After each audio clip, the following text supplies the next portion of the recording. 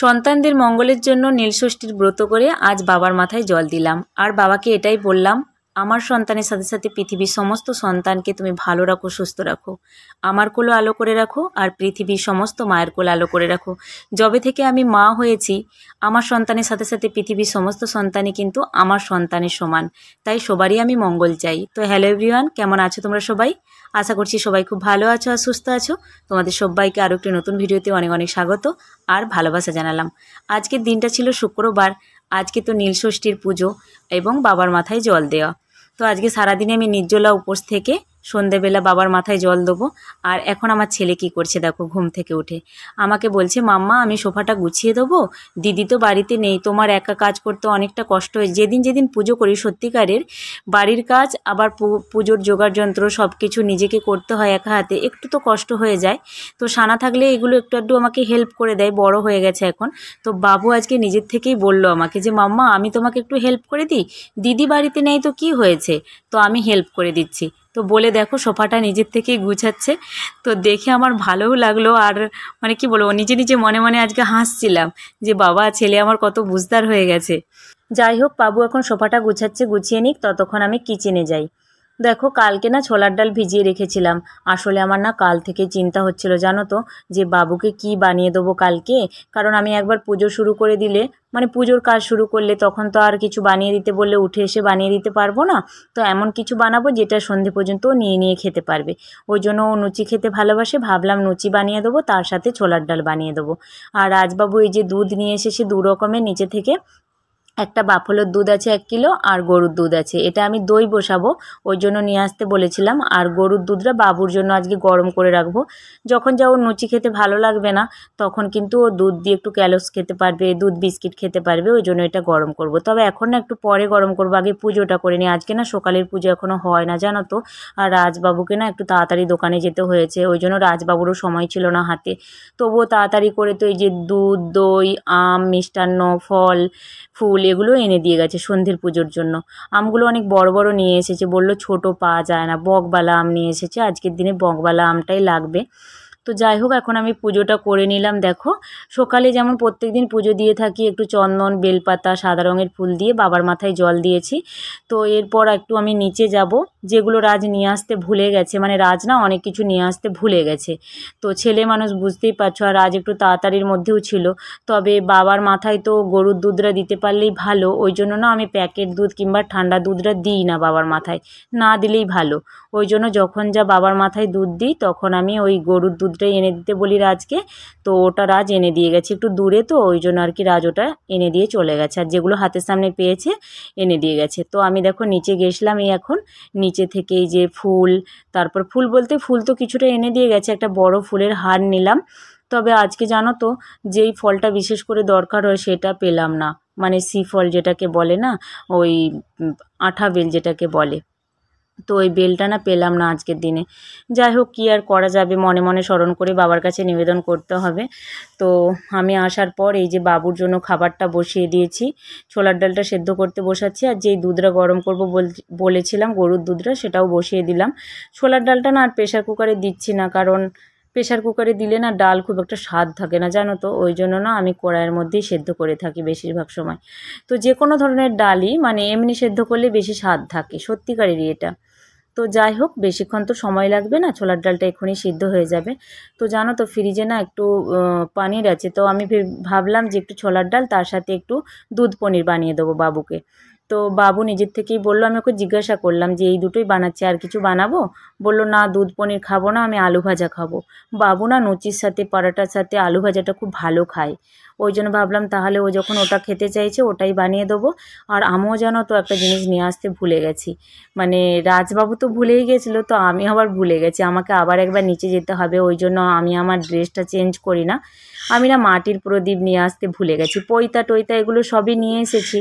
তো গিয়ে তো ওটা আবার এখন আমার মনে পড়লো, মানে বাড়িতে আসার পর মনে পড়ছে যে হাই আমি তো মাটির প্রদীপ নিয়ে আসি না। ঠাকুর মন্দিরে আমাদের প্রায় সময় মাটির প্রদীপ নিয়ে এসে আমি রেখে দিই, তো এখন খুঁজে দেখলাম যে বারণ তো নেই, ওই জন্য আমাকে আবার যেতে হবে। তবে বাবুর খাবারটা বানিয়ে রেখেই যাব, এখন আর যাব না।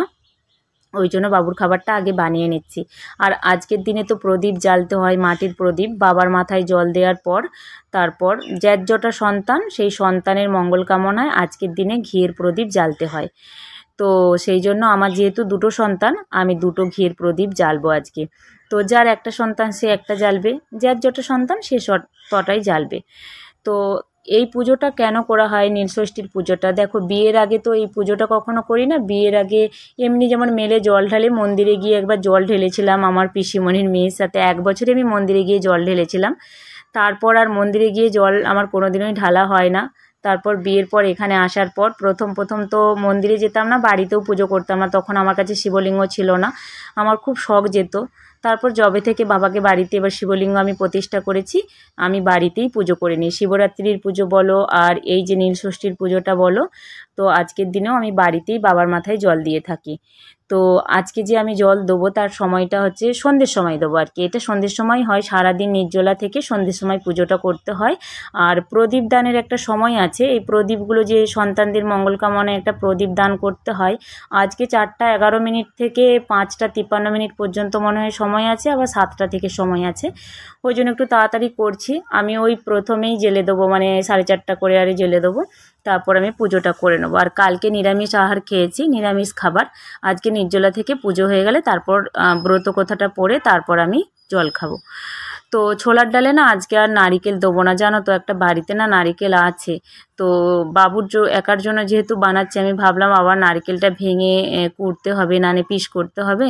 তো এমনি বাবুকে একটু জিরে ফোড়ন, তার সাথে একটু তেজপাতা দিয়ে, একটু চিনি টিনি আদা টাদা দিয়ে সম্বাদ দিয়েছি। বাবুকে ওটা দিয়ে দেবো, খাবে। আর বাবু সত্যি কথা বলতে ছোলার ডাল খেতে খুব ভালোবাসে। ওকে যদি এমনি সেদ্ধ করে চিনি দিয়ে আমি দিয়ে দিই না, ও খেয়ে নেয়। তো যাই হোক, সব কিছুই আমার হয়ে গেছে। এইবার এই যে লুচিটা আমি ফ্রাই করে নিচ্ছি। আর লুচিগুলো বেশ বড় বড় বানিয়েছি, 4 পিস খেলেই ওর পেটটা ভরে যাবে। আর এখন সব লুচি আমি ফ্রাই করব না, বাবু যতটা খাবে ততটা করব, হয়তো 5-6 পিস একটু বেশি করব। বিকেলের দিকে আবার ওর মন চাইলে খেতে পারবে, দুধটা তো গরম করা আছে। বাদ বাকি মাখা আটাটা আমি এখানেই ঢাকা দিয়ে রেখে দেবো। আমার পুজো হয়ে গেলে সন্ধ্যের সময় ওকে আবার গরম গরম লুচিটা ভেজে দেবো, ও খেতে চাইলে। তো এই দেখো আমার সব কিছু রেডি হয়ে গেল। বাবুকে এখন আমি খেতে দিয়ে দিচ্ছি, দিয়ে আবার নিচে যাব। এই যে ছোলার ডালটা দিয়ে দিলাম, আলু ভাজা এই হয়েছে। ফ্রিজে মিষ্টি আছে, তো মিষ্টিও সকালে একটা খেয়েছিল, ওই জন্য এখন মিষ্টিটা আর দিলাম না আমি। বাবুকে তো সারাদিন আমি যতবারই মিষ্টি দিতে চাইবো ও তো না বলবে না, ওই জন্য আমি মা একটু বুঝে সুঝেও খেতে দিতে হবে, ওই জন্য আর কি এখন আর মিষ্টিটা দিলাম না। তবে বললে বুঝে যে বাবু তুমি এটা খেও না, তুমি তো তখন খেয়েছো, বলবে ঠিক আছে। আর যদি বলি যে বাবু এটা নেবে, তখন কিন্তু না বলবে না মিষ্টির ক্ষেত্রে, ওগুলো তো খেতে ভালোবাসে তোমরা জানো। আর লুচি পেয়ে গেছে ছোলার ডাল বা আলু ভাজা দিয়ে খুব ভালো লুচি খায়, ওর আর কোনো চিন্তা নেই। আর টিভিতে সারাদিন কি চলছে দেখো, এই দেখো মহাদেবের, মানে যেদিন যেই পুজোটা আমাদের বাড়িতে হয়, গণেশ ঠাকুরের পুজো থাকলে সেই দিন তো গণেশের কিছু সিরিয়াল চলতে থাকবে, এইরকমই চলতে থাকে। তো শাড়িটা আমি ধুয়ে দিয়েছিলাম, লাল পাড় সাদা শাড়ি। জানো তো আমার না এটা একটা মানসিক রোগ বলতে পারো, আমি শাড়িটারি ধুয়েই রাখি, তবুও না আমার মনে হয় যে আমি মানে কখনো বাসি গায়ে কি ছুঁয়ে দিয়েছি, কি ধুয়ে রাখা নয়, মনে রাখতে পারি না, খুব ভোলু মন আমার। তো ওই জন্য আবার না মনটা খুব ভয় ভয় লাগে, তো ওই জন্য আবার ধুয়ে মানে শুকোতে দিয়েছিলাম। এই শাড়িগুলো তো খুব হালকা হয়, তাড়াতাড়ি শুকিয়েও যায়। তো আমি ঘন্টা 2 আগে ধুয়ে শুকোতে দিয়েছিলাম, আর শাড়িটা খুব সুন্দর শুকিয়েও গেছে, হালকা হয়তো। আর এখন আলতাটা পরে নিচ্ছি, স্নান করে নিয়েছি, আমি সকালে একবার স্নান করেছি, আর পুজোতে বসার আগে তো স্নান করতেই হবে। স্নান করে সিঁদুরও পরে নিয়েছি, এখন আলতাটা পরে নিচ্ছি, নিয়ে যে গাছের ফুলগুলো তুলে নিচ্ছি। আমি না প্রদীপটা জ্বেলে দেবো এইবার, মানে প্রদীপ দানের সময় তো 4:11 থেকে বলেছিলাম না, এখন 4:15 এরকম হয়ে গেছে, কি 4:30টার কাছাকাছি। তো গাছের ফুল কয়েকটা ছিল, কয়েকটা বলবো না, আজকে না সাদা রঙের ফুল অনেকগুলোই ফুটেছিল জানো তো, তো সেগুলো সব তুলে নিলাম। তো এই যে এখন আমি প্রদীপ দান করেছি, মানে প্রদীপ জ্বালিয়ে দিয়েছি, একটা আমার মেয়ের নামে, একটা ছেলের নামে, দুটো, যেহেতু আমার দুটো সন্তান, আমি দুটো ঘিয়ের প্রদীপ জ্বেলেছি মাটির। আর এই যে প্রদীপটা জ্বেলেছি বাবারকে পঞ্চামৃত দিয়ে অভিষেক করানোর আগে, মানে প্রদীপ একটা ঘিয়ের আলাদা করে জ্বালতে হয়, সেটাই জ্বেলে নিয়েছি। আমি অল্প করে তোমাদের সাথে শেয়ার করব, আগের বছরও আমি এই পুজোটা শেয়ার করেছিলাম, তো এই জন্য এই বছর অল্প করে শেয়ার করব। আর এই যে এখানে মিষ্টি আছে, সাদা রঙের মিষ্টি কিংবা বাতাসা দিতে হয়। আর 5 রকমের ফলের মধ্যে শসাটা আর বেল আর একটা ফল কিছু আর কি দরকার হয়, আম। এই 3টা ফল কিন্তু দিতে পারলে খুবই ভালো। তবে অন্যান্য 5 রকমের ফলও দিতে পারো, কোনো অসুবিধা নেই। আর বাদবাকি ফুল তো এখন আমি পঞ্চামৃত দিয়ে বাবাকে আর কি অভিষেক করিয়ে নিচ্ছি। তো এই সময় বলছি ওং নমঃ শিবায়, ওং নমঃ শিবায়, ওং নমঃ শিবায় বলে 3 বার আমি বাবাকে এই যে পঞ্চামৃত দিয়ে অভিষেক করিয়ে নিচ্ছি। আর বাসুকি নাগেও দিলাম, আর নন্দী মহারাজেও দিলাম। এইবার আমি জলের মধ্যে একটু গঙ্গা জল, তার সাথে একটু সিদ্ধি পাতা দিয়ে এখন বাবাকে ভালো করে স্নান করিয়ে নেব। ওই একই, আমি তো বেশি মন্ত্রপন্ত্র জানি না, জানি মহামৃত্যুঞ্জয় মন্ত্র, কিন্তু যখন বাবাকে স্নান করাই তখন আমি এই ওং নমঃ শিবায়টাই বলি। মানে অত কিছু তো মন্ত্র জানি না, সেই জন্য ওং নমঃ শিবায়টাই বেশি বলি আমি। তারপর লাস্টে একটু হরে কৃষ্ণ নাম শোনাতে হয়। বাবা যেহেতু পরম বৈষ্ণব একজন, তো ওই জন্য হরে কৃষ্ণ নাম শোনালে উনি খুব খুশি হয়ে যান। তো পুজো আমার কমপ্লিট হয়ে গেছে, সবটা তোমাদের সাথে শেয়ার করলাম না, কারণ আগের বছর আমি শেয়ার করেছি। শিবরাত্রির পুজো যেরকম থাকে এখনের পুজোটা একটু 19-20 থাকে, কিন্তু কিছুটা একই রকম, ওই জন্য আর এখন পুরো পুজোটা দেখালাম না।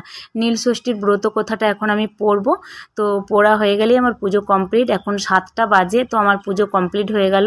তো চলো সামনে থেকে তোমাদেরকে একটু দেখাই মন্দিরটা কত সুন্দর লাগছে, দেখো। আর সাদা রঙের মিষ্টান্ন দিয়েছি, 5 রকমের ফল, আর এই যে জল, আর তার সাথে কাঁচা আম। কাঁচা আমটা আজকের দিনে দিতেই হয়। আর স্নান করানোর পর ডাবের জল কিংবা গঙ্গা জল দিয়ে স্নান করাতে হয়। ডাবের জলটা আমার কাছে ছিল না, ওই জন্য আমি গঙ্গা জলের মধ্যে সিদ্ধি পাতা দিয়ে স্নান করিয়েছি। একটু কালো তিল দিতে পারলে আরও ভালো হয়। তো দিয়ে পুজোটা কমপ্লিট হয়ে গেছে, দেখো কত সুন্দর লাগছে, তোমরাও একটু দর্শন করে নাও। তো এখন এবার আমি জল খাবো, ব্রত কথা আমার পড়া হয়ে গেছে। আমি এসে একটু বসলাম, ছেলে এখন আমাকে জল দিচ্ছিল, জলটা খেলাম। খেয়ে এই যে এখন ফল খাবো, এখন কিছু একটা। তো কি ফল খাবো সেটাই বুঝতে পারছিলাম না। তো আগে থেকে এই নেসপাতিটা আনা হয়েছিল, শুকিয়ে যাচ্ছে, আমি ভাবলাম নেসপাতি একটা খেয়ে নিই আর একটা আপেল খেয়ে নিই। খালি পেটে এখন শসাটা খেলে অ্যাসিড হয়ে যাবে, তো ওই জন্য একটা আপেল খাবো। আপেল তো সবসময় খাওয়া যায়, তো আপেল খাবো আর নেসপাতি খাবো। নেসপাতিটা খেতে পারলে খাবো, না আপেলটাই খাবো। তো একটা তরমুজও এনে দিয়ে গেছে মিস্টার রাজ, এই তরমুজটা কাটবো এখন, ভাবছি দেখি ছেলে যদি খায় তাহলে দুজনে মিলে খাবো। আর ছেলের এখানে অবস্থাটা দেখো, আমি তরমুজটা কেটে খাচ্ছিলাম। সানা যেদিনে গেছে সেদিনকে জানো তো, মানে ওর পেটি আর সানার পেটি একই জায়গাতে উঠানো ছিল। তো সানার পেটিটা নাবানোর সময় রাজবাবু এটাও নাবিয়ে রেখেছে যে আমরা কিছুদিন পরে তো যাব। সেদিন থেকে প্রত্যেক দিন ও পেটিটাকে নিয়ে এরকম পুরো রুমের মধ্যে ঘুরতে থাকে, বদমাশি করতে থাকে। কতবার পেটিটাকে যে কাছাড় দিয়েছে, মানে আমি বলছি বাবু এটা ফেটে যাবে, কিন্তু ছোট বাচ্চা কি করা যাবে। সানা যখন ছোট ছিল কি করতো জানো, ওই পেটিটাকে ধরে নিয়ে, যেমন দেশে যাই আমরা যেভাবে হ্যান্ডেলটা ধরে পুরো রুমের মধ্যে ঘুরতে থাকতো, আর বাবু এইরকম বদমাশি করতে থাকে। যাই হোক, ঘরের মধ্যে সারা দিন ও এত খেলাধুলো করে, 1 মিনিট বসে না, 1 মিনিট ঘেমে একদম কি হয়ে যায়, ছেলেকে আমি বসাতে পারি না। যাই হোক, খেলাধুলো করা তো ভালো, খেলছে খেলুক এখন। তো মাঝে মাঝে প্রচুর ঘেমে গেলে মানা করি, কিছুক্ষণ বসতে বলি। আর দুধটা যে গরম করে রেখেছিলাম, দেখো এত বেশি গরম করেছি, মানে অনেকখানা ধরে ফুটিয়েছি, ওই জন্য শরটা খুব মোটা হয়ে আর কি পড়েছে। তো এখন এটা আমি ভাবছি দই বসিয়ে রেখে দেবো, কারণ কেউই খায় না আজকে, বাবু সারাদিন দুধ খায় না। তো ওই লুচি টুচি আবার সন্ধ্যাবেলা খেয়েছে, রাত্রেও দেখি রাজবাবু যদি লুচি খেতে চায় লুচি বানাবো, রুটি বানাবো, এরকম কিছু করব। আর দেশ থেকে সানাই ভিডিওটা পাঠিয়েছিল, এটা আমার বোনঝি, আমার বদ্দির মেয়ে, ওর নাম পিকু। আমি ওর 2টো নাম রেখেছি, ডাক নাম পিকু রেখেছি। প্রথম তো আমার দিদির একটা মেয়ে হয়েছিল, খুব আদরের আমার পিকু, আর গুলু ফর্সা কি সুন্দর, তো এখনও সেই গুলুই আছে আমার পিকু। তো ভালো নামটাও আমি রেখেছি হেমিকা, আমার একটা না ক্লাস ফ্রেন্ড ছিল হিমিকা, তো ওই জন্য ওর নাম রেখেছিলাম আমি হেমিকা। তো জল ঢালতে গেছিলো, সানা ভিডিওটা করে পাঠিয়েছে, তাই একটু শেয়ার করলাম। চলো বন্ধুরা, আজকের ভিডিওটা এই পর্যন্ত। আজকের মতো সবাইকে বাই বাই আর গুড নাইট।